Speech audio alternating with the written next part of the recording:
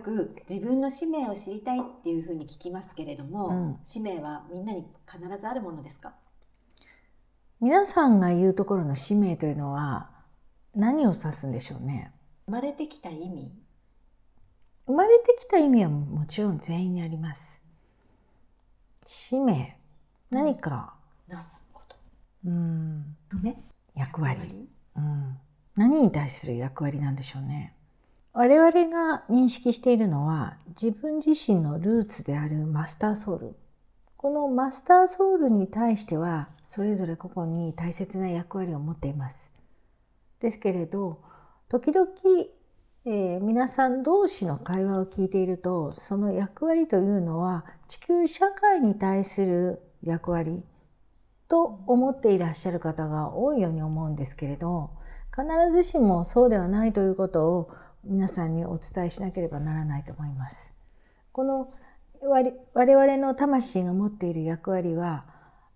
地球社会に対してもちろん持っている方もいます。しかし必ずしもそうではなくて、全員に必ず持っている役割はマスターソウルが探求しているテーマの一部を担って、ここでその研究なり探求なりを経験を通して進めていくということがそれぞれの役割なんですよね。ですから社会的に価値のあることを何かしなければならないとか、そんなことに縛られる必要はないと思いますし、何か社会的に立派になんか功績を残す必要があるとか、なんかそんなことを考えて、一生懸命みんなに何かを伝えようとしたり、啓蒙活動をしたり、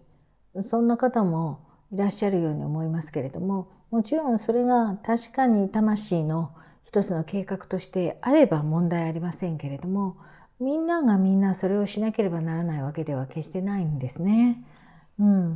だからまずその使命という言葉の定義を皆さんがはっきりと認識し直してみるということも大事なように思っています。それに縛られる必要も決してありません。そしてあまり私の魂の使命は何でしょうかということに意識を向けなくても、その通りにしか生きられないんですね。で、皆さんはすごくやりたかったことで続けたいと思ったけれど続けられなかったっていう経験たくさん持っていると思います。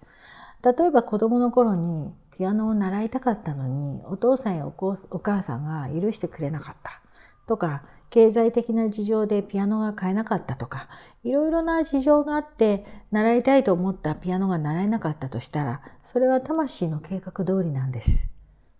その人がどんなに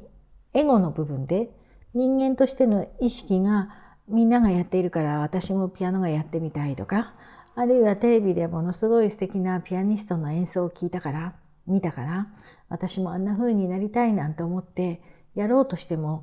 できない。それは魂がそっちじゃないよと言っているだけなんですね。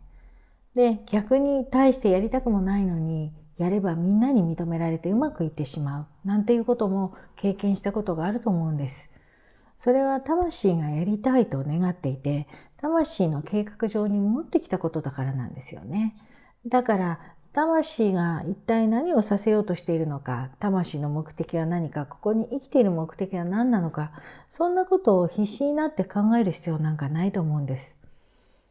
皆さんは目の前に起きていること、自分の人生に起きていることを受け入れるべきですよね。ただし、何か胸騒ぎがしたり、ちょっとクリアな気持ちになれないことってないですか？やっていてもなんだか落ち着かない、嫌な感じがする、